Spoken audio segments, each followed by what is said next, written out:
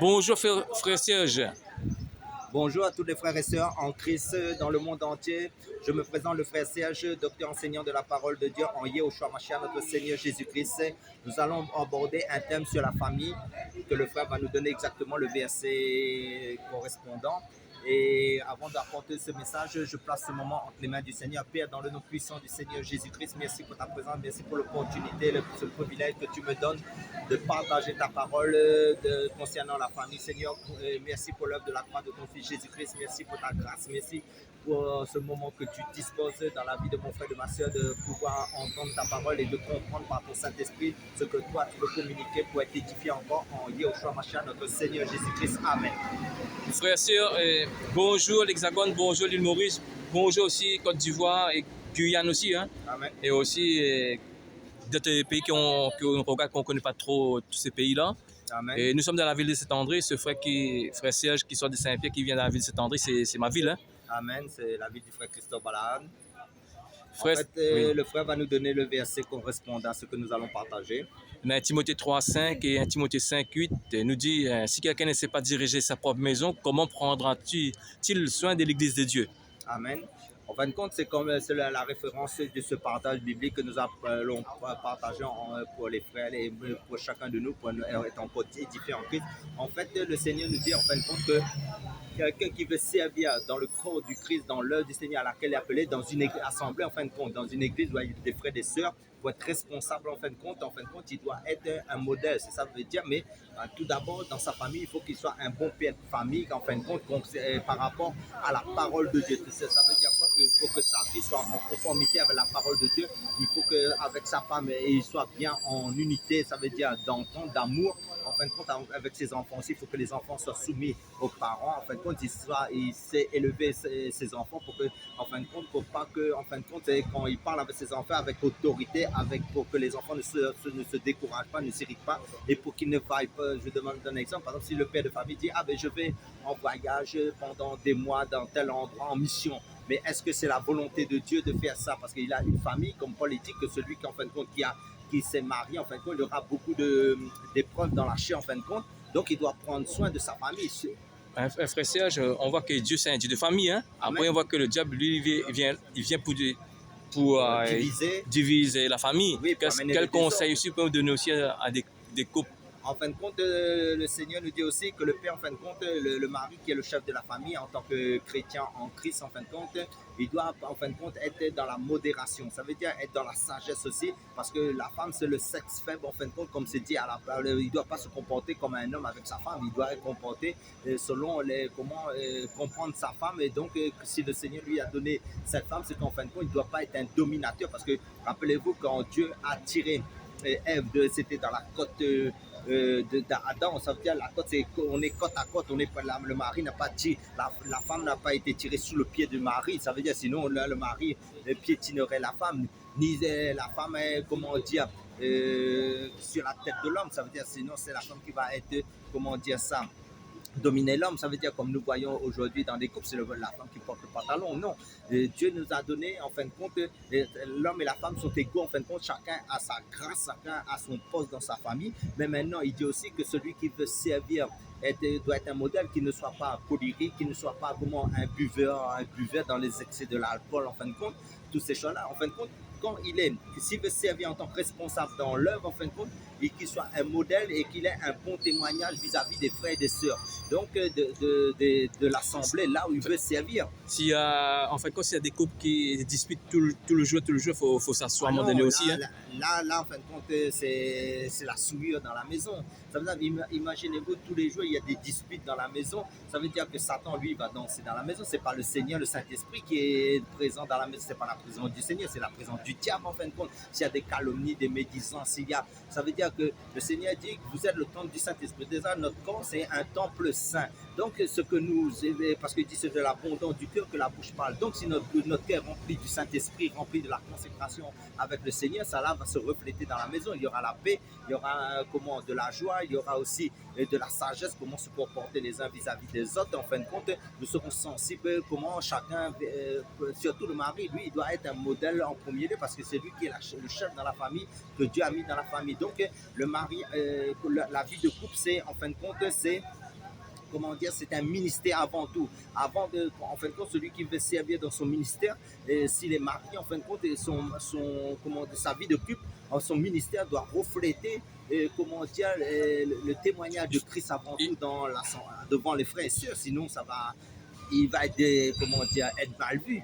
Il y a aussi un beau témoignage. Après, il y a aussi des frères des chrétiens qui les enfants ne sont pas convertis. Après, ça ne pose pas un problème, hein, parce qu'après le Seigneur va toucher leur cœur. Hein. Non, parce que le Seigneur dit comme ça, si le mari est, comment dire ça, est dans le Seigneur, si la femme n'est pas est non croyante, ça veut dire la femme est sanctifiée par la consécration, par la vie, par le fait qu'il est au Seigneur. Et les enfants aussi sont sous la couverture du mari, parce qu'en fin de compte, de leur père, en fin de compte, parce qu'ils sont sanctifiés. Ça veut dire la maison est sanctifiée. Mais maintenant, il faut, en fin de compte, pour être encore, comment dire, que, en fin de compte, le Seigneur aussi dit qu'il vaut mieux se marier avec quelqu'un qui est déjà dans le Seigneur avant tout, sinon, le témoignage compte beaucoup, parce que si surtout c'est un responsable dans une église qui doit servir avec les frères et les sœurs, en fin de compte, il doit être un modèle pour les autres. Après, il y a des personnes qui sont converties parce qu'on voit que les juifs et les enfants étaient déjà convertis, hein, parce qu'ils ont grandi dans la Torah. Hein.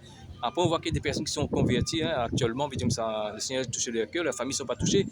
Après, le Seigneur va nous donner la sagesse, l'intelligence aussi pour parler avec les enfants, parce que les enfants, il faut parler avec douceur aussi, mon frère. Hein. Oui, parce qu'en fin de compte, le but, c'est que le fait d'être un bon témoignage aussi dans sa famille et par rapport aux autres aussi, ben Dieu va toucher les enfants si vraiment ce frère doit être un responsable vraiment authentique de Dieu, est quelqu'un qui est mandaté par le Seigneur, qui est appelé par le Seigneur, qui est un élu du Seigneur. Ça veut dire que Dieu fait les choses en son temps, belle, chaque chose en son temps, belle en son temps. Donc, ça veut dire quoi? Ça veut dire que les personnes, logiquement, doivent être des responsables dans les églises, en fin de compte, Dieu même fait le travail pour toucher leur famille si eux-mêmes ils se mettent en conformité à la parole de Dieu. Après aussi, on a 1 Timothée 5, nous fait 1 Timothée 3, verset 5, là nous fait 1 Timothée 5, verset 8. Si quelqu'un ne sait pas diriger sa propre maison, comment prendra-t-il le soin de l'église de Dieu? Ça veut dire quoi? Et si on va frapper notre femme, après notre femme va dire, lorsque au culte dit, regardez à la maison, il y a un mauvais comportement, après on voit qu'il y a un autre comportement occulte. Hein, mais en fin de compte, c'est l'hypocrisie.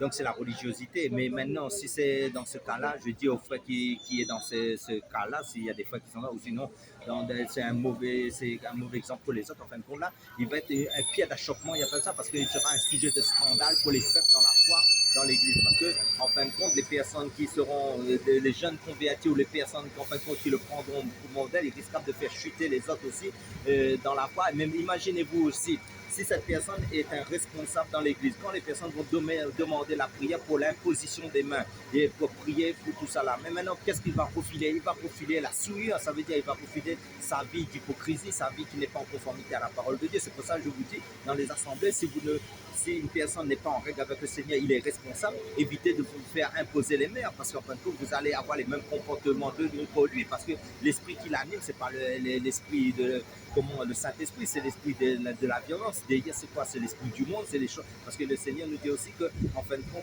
ce qu'il veut dire, c'est que nous, si nous ne sommes pas un modèle, nous devons nous asseoir, de mettre notre vie de couple en règle d'abord. Ça veut dire sortir. Tu peux aller évangéliser, il n'y a pas de problème dans la rue. Mais maintenant, tu ne dois pas être, une pierre d'achoppement pour les faibles dans l'église, parce que les autres vont suivre ton exemple, en fin de compte. Après, on dit aussi que, en fait, la femme, quand il va te voir prêcher, il va dire aussi que regarde mon mari, c'est un hypocrite. Oui, avec l'assemblée, quand on a un bon comportement, et avec nous, on va nous insulter. Hein. Amen. Parce qu'en fin de compte, ce qui va aussi de révéler que ta vie n'est pas en règle, c'est ta propre famille. Ça veut dire ta famille, en fin de compte. Hein. Et comme ils souffrent, comme ici, ils voient que ce que tu prêches, tu ne la vis pas. Ça veut dire, c'est pour ça que le Seigneur a dit d'observer sa parole avant de prêcher aussi. Il faut que notre vie soit.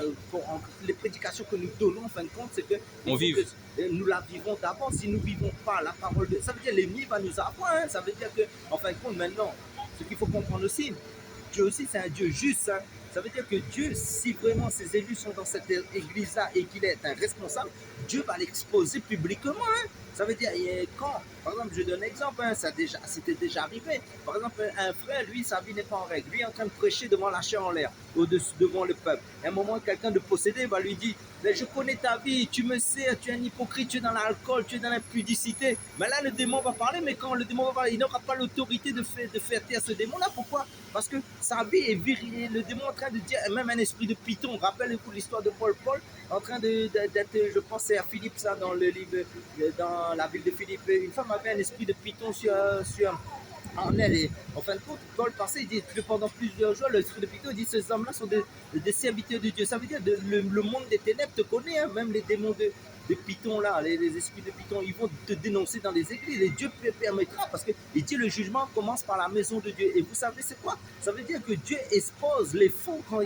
si par exemple ils induisent les vrais enfants de Dieu dans l'erreur parce qu'en fin de compte Dieu coupe les branches hein, et monte son église. Hein. Il faut dire aussi qu'il faut notre comportement, on joue pas un rôle parce qu'il faut que notre comportement à l'école, au travail, c'est pareil, à notre maison c'est pareil, avec d'autres personnes qu'on voit, d'autres frères, il faut exactement pareil, il ne faut pas qu'on change parce qu'on voit des chrétiens qui sont comme ça. Hein. Nous avons notre comportement et devant d'autres personnes, nous avons notre comportement. Mais ce qui est grave en fin de compte dans le fait qu'une personne en fin de compte s'il n'est pas en règle et qu'elle est responsable dans une église, ça veut dire que les païens verront aussi son comportement et sauront et connaîtront, parce que en fin de compte, les non-convertis, je parle, hein, des personnes qui ne sont pas encore gagnées, en fin de compte, il va fermer la porte au royaume de Dieu, aux païens, c'est ça que je veux dire, parce que les païens, quand ils verront, ils disent, c'est ça, être chrétien, en fin de compte, moi, je ne viens pas dans son église à lui, parce qu'en fin de compte, lui, il n'est pas un modèle. Donc, ça veut dire quoi? Ça veut dire que nous serons aussi une pierre d'achoppement pour les personnes, normalement, ils devraient être convertis à Christ à travers notre vie, qui voit qu'en fin de compte, notre vie n'est pas en conformité à la parole de Dieu. Donc, ça veut dire quoi?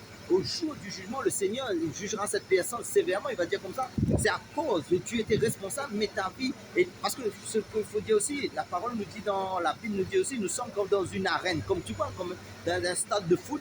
Et c'est nous qui sommes acteurs devant le diable, devant les anges, devant les païens. Et en fin de compte, nous sommes la lumière du monde. Ça veut dire, le vie, en fin de compte, comme nous sommes engagés dans le Seigneur Jésus-Christ, ça veut dire que il y a des caméras sur nous tous les jours de notre vie. Il y a le Seigneur qui nous regarde, il y a les païens qui connaissent que nous sommes chrétiens, il y a les démons qui connaissent, ça veut dire que les non-convertis qui connaissent, et maintenant ta famille connaît, ça veut dire quoi? Ça veut dire que nous devons nous perfectionner de jour en jour pour être dans la parole de Dieu. Donc, tu conseilles aussi des frères qui sont dans une situation comme ça, il faut qu'ils s'assient.